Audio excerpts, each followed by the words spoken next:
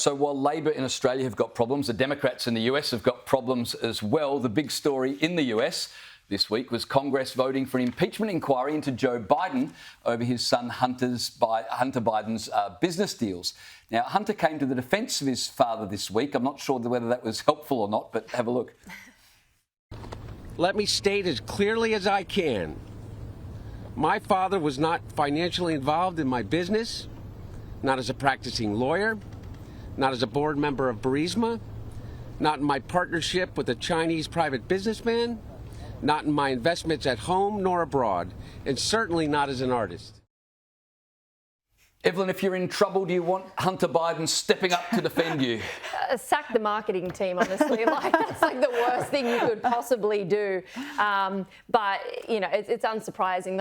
Everything to do with the Bidens is just a circus. But look, I guess what we're going to find out as a result of this is whether Biden is in that protected class. And I think that he is because, I mean, look at what happened with Hillary Clinton. She had private telecommunication devices. What happened to her? Absolutely nothing. It miraculously got destroyed. Nothing happened. What has Trump done? Trump told people, do not go and riot at the Capitol, and now he's in trouble for an insurrection. So you've got to look, there's obviously two classes of people in America, a protected class, and I think that Biden's in that. So we're going to hear a lot of fuss on the TV. We're going to hear a lot of people saying a lot of things, but in reality, nothing's going to happen. But Joe, could impeachment help Joe Biden? No, it couldn't help Donald Trump because his whole shtick is that the system's against me. But Biden's whole shtick is you can trust me, I'm the system, I'm a safe pair of hands, I know Washington, and things can go back to normal with me. And so, again, all this stuff helps a maverick like Trump, but doesn't help Biden. But I think the problem is, and this is why, and we see parallels in Australia, for example, where, you know, Labor does the Mediscare campaign in 2016 and then cries foul when in 2019 the Libs get up because of a Chinese voter, possible Facebook death taxes, sort of weird, nefarious campaigns. When you try to seize government via lawfare or via by just poo-pooing, you know, legitimate or at least worthy investigable reports, like, for example, you know, the Trump stuff or the Biden stuff, the collusion, rigging elections, Hillary saying the election was stolen, Trump saying the same thing. The minute you start to say that, you know, this is all happening on one side and trying to delegitimise your opponent on one side, you're opening the floodgates for them to do it to you. And so it's exactly, you know, the Biden laptop is exactly what is the Republicans doing to Biden, exactly what the Democrats did to Trump with the Russian collusion stuff, for example. And just one more thing. What on earth does Hunter Biden actually do? Literally. He listed all his business enterprise, all his dealings.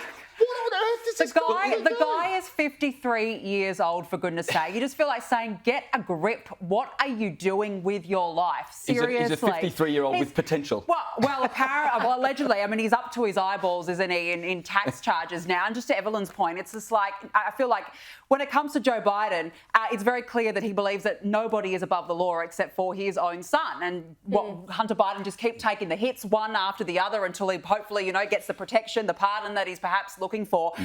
You know, he's admitted he loves drugs, he loves crack cocaine, prostitutes, his $10,000 sex club membership, whatever floats your boat. He's the one that always says it's the Republicans who are shameless. It's always the Republicans' fault, isn't it? Well, they need to look in their own backyard.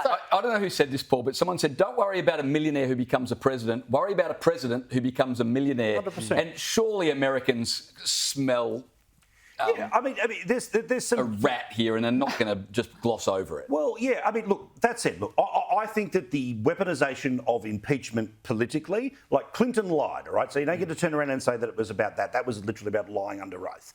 I think the first impeachment of Trump that no one mentioned, which is how forgettable it is, was, remember, the telephone call, ironically, in Ukraine, and it was all allegedly he was holding, but then Biden was doing deals in Ukraine, so the threshold immediately dropped because the problem with one of the many problems with American politics is when you don't have compulsory voting, you've got to fire up the people to go and vote. Yep. So you end up in this scenario where Michelle Obama says vote like your life depends on it, which means half of the country feels their life is going to end when their vote doesn't go another way. And the other half has, you know, the Steve Bannon sort of saying to Republicans, you know, this is the only way to save our country. Well, surprise, surprise, when they lose, they turn around and say, stolen, broken, all the rest of it. What's interesting about some of the mechanics, I'll just very quickly say about the Hunter Biden statement.